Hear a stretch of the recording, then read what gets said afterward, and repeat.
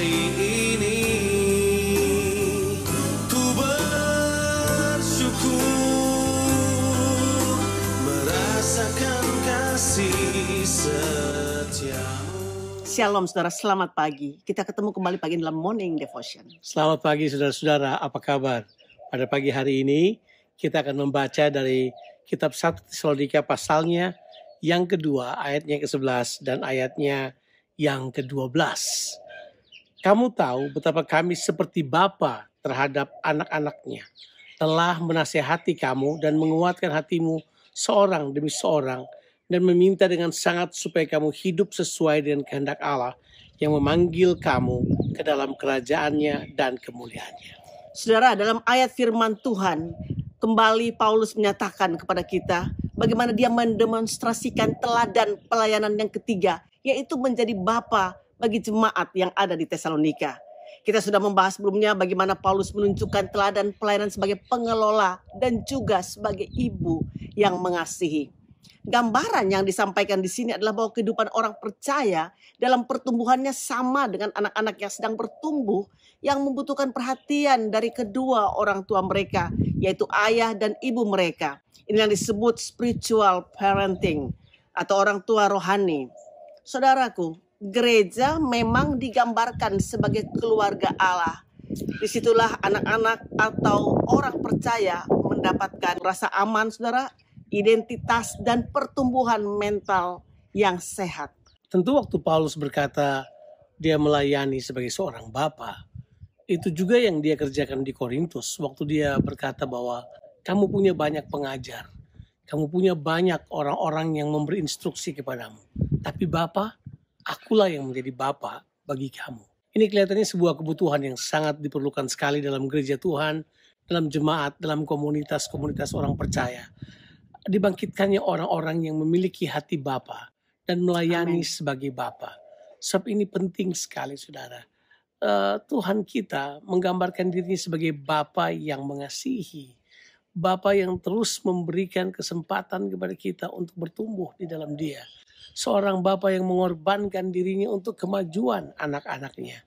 Jadi kelihatan sekali bahwa di sini Paulus mau mengatakan kepada kita, kalau kita rindu melihat pertumbuhan dalam jemaat kita, harus ada bapak-bapak di dalamnya. Harus ada orang-orang yang mengenal hati bapa. Orang-orang yang menyatakan pelayanan pembapaan kepada yang lain. Sebab ketiadaan bapa telah membuat dunia ini menderita. Karena begitu banyak penyakit-penyakit sosial yang terjadi. Tentu saudara masih ingat bukan? Ayat terakhir di pasal terakhir dari kitab Maleakhi. Tuhan berkata begini, aku akan membuat hati bapak-bapak berbalik kepada anak-anak. Dan hati anak-anak berbalik kepada bapak-bapaknya. Kalau enggak, aku akan datang memukul bumi hingga musnah. Ada yang iblis ketahui, yang kita enggak ketahui. Adalah ini. Gereja sekarang enggak mengetahui bahwa iblis tahu.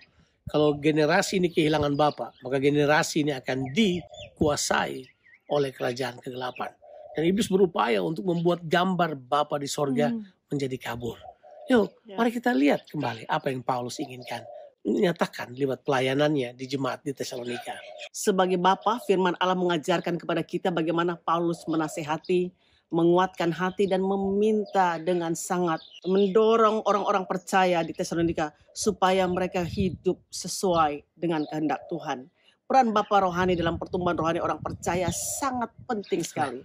Karena bagaimanapun Bapa lah yang menetapkan identitas, kasih sayang, ataupun juga daya juang untuk menghadapi kehidupan dalam diri seorang anak. Saya dalam pelayanan bersama istri saya, kami telah melayani generasi muda sangat banyak. Dan kami menemukan ada banyak sekali anak-anak muda atau jemaat yang kami layani. Itu mereka mengalami ketiadaan kasih Bapa, ketiadaan pelayanan Bapa dalam kehidupan mereka.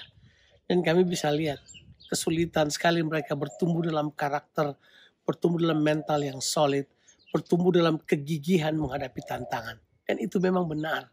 Sudah waktunya sekarang, benar kata Paulus. Kita perlu melayani sebagai Bapa di tengah-tengah jemaat yang kita ada. Mari, kalau saudara secara lahiriah adalah seorang Bapa, coba perluas kapasitas saudara.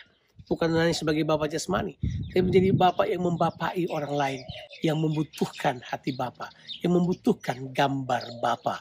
Dunia sedang mencari gambar Bapa ini. Benar waktu Filipus berkata kepada Yesus, tunjukkanlah Bapa itu kepada kami. Ya. Itu sudah cukup bagi kami. Yohanes 14 ayat yang ke-8. Waktu dia berkata demikian, memang betul.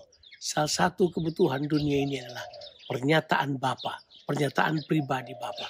Itu akan menjadi dasar untuk orang bertumbuh dan melakukan kehendak Bapa di sorga. Saudara, mari kita masuk dalam pelayanan pembapaan. Karena tidak melihat daripada gender, tapi kita semua boleh menjadi bapa bagi orang-orang yang Tuhan percayakan buat kita. Tuhan Yesus memberkati saudara sekalian. Amin.